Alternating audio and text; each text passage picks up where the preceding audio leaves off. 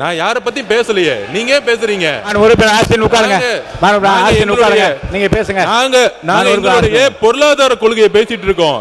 ஏன் ஜி ஸ்கொயர்னா அண்ணன் எந்திரிக்கிறாரு, மலையை பத்தி பேசினா அண்ணன் எந்திரிக்கிறாரு. ஏன் பதட்டமாவாதீங்க, திமுக பதட்டமாவாதீங்க. எங்களுடைய பதட்டமாவும் இருங்க. ஆக்சுவலா பதட்டமாவாதீங்க. மலையை பத்தி பேசினா மலை பத்தி பதட்டமாதீங்க. நான் தைரியமா பேசுறேன், எனக்கு ஒன்றும் பிரச்சனை இல்லை, புரியுங்களா? நான் எந்த கட்சி பேரையும் பேசல, எந்த கட்சியை பத்தி நான் பேசல, எந்த கட்சி பேரையும் பத்தி பேசல, எந்த கட்சி பேரையும் பேசல. பொருளாதார கொள்கை தமிழக வெற்றி கழகத்துடைய புதிய ஆட்சி, எங்களுடைய முதல்வர் என்ன செய்ய விரும்புகிறாருங்கிறத நான் பதிவு பண்றேன். அதனால தான் எந்த கட்சி பேரும் சொல்ல. எனக்கு சட்டசபையோட ஸ்பீச் எப்படி பேசணும்னு ஸ்பீக்கர் அவருக்கு கத்து கொடுத்துருக்கிறாரு. அதனால அதுக்கேற்ற மாதிரியே நம்மளும் பேசுவோம். அமைச்சர்கள் நம்மளும் அந்த வாழைப்பழத்துல ஊசி இறக்குனாங்களா அதுமே நம்மளும் பேச கத்துக்குவோம். ஓகேவா? அப்ப இந்த பொருளாதார கொள்கை எப்படி இருக்குன்னா, அரசுடைய அதிகாரத்தை வந்து, அதாவது தேர்தல் வெற்றி பெற்று வந்த பிறகு நிறைய பேர் சொல்லுவாங்க என் பேர்ல ஒண்ணுமே இல்லை, ஆனா அவங்களுடைய குடும்பத்தில் இருக்கவங்க பேர்ல மெடிக்கல் காலேஜ் இருக்கும், இன்ஜினியரிங் காலேஜ் இருக்கும். இது எல்லாம் எங்கிருந்து வந்துச்சுன்னா, இந்த மாதிரி மலைகளையும் இந்த மாதிரி மைன்ஸ்லையும் பினாமிகளை போட்டு, அதுல இருந்து சட்டம் சொல்லுது 10 அடி எடுக்கணும்னா 50 அடி கல் எடுக்கிறது, 50 அடி இடத்துல 200 அடி கல் எடுக்குது. என்னென்ன ஃபைன் போட்டுக்குவாங்க. கூடு சீக்கிரத்தில் முதலமைச்சர் பண்ணுவார், எல்லாத்துக்கும் ஃபைனும் போடுவாரு, கைதும் பண்ணுவாரு, எல்லாமே நடவடிக்கை இருக்கும். ஆனால் நாங்கள் என்ன சொல்ல வரோம்னா, முதல்ல இந்த அரசியல் ரீதியாக வெற்றி பெற்ற பிறகு முன்னாள் அமைச்சர்களுடைய பினாமியா இருக்கக்கூடிய இந்த மலைகள்லாம் இருக்கு பாருங்களா, மக்களுடைய சொத்துக்களா மாற்றப்படும். அதான் அமைச்சர் வந்து முயற்சி செஞ்சுட்டு இருக்காரு. அப்படி பண்ணும் பொழுது சீல் வைக்கும் போது என்ன ஆயிடுதுன்னா, செயற்கையா ஜல்லியையும் மற்ற ரா மெட்டீரியலையும் அவங்க முடக்கிறாங்க. ஏன்னா யார் கண்ட்ரோல் இருக்கு?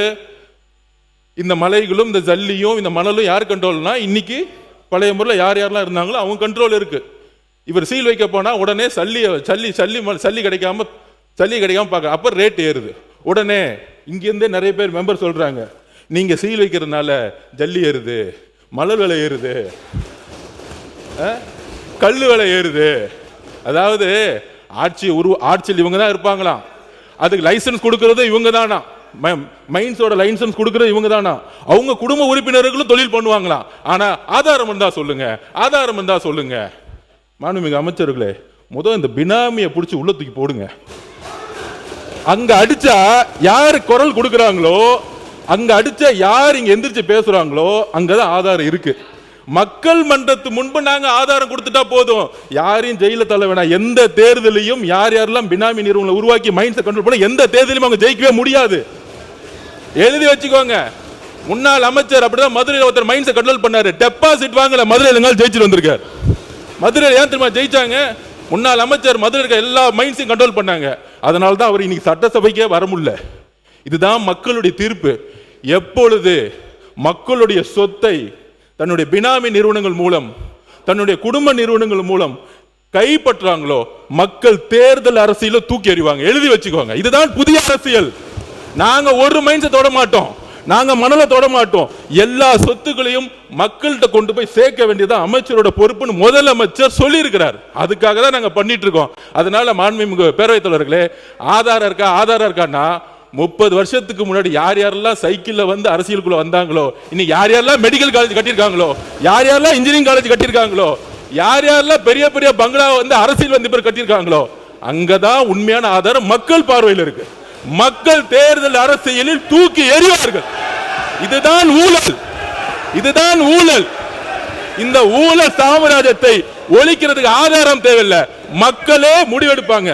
நீங்க ஒன்னு எழுதி வச்சுக்கோங்க. அண்ணா பிறந்த ஊர்ல காஞ்சிபுரத்துல திமுக ஒரு தொகுதி கூட ஜெயிக்கல. இதுதான் ஆதாரம்.